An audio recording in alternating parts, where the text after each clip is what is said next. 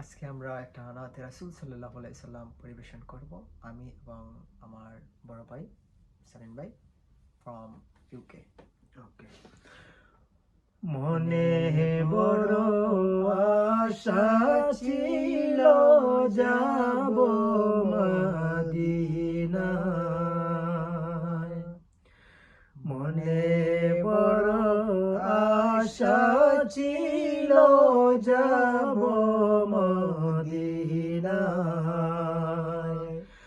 সালাম আমি করব গিয়ে নবীজির রওজা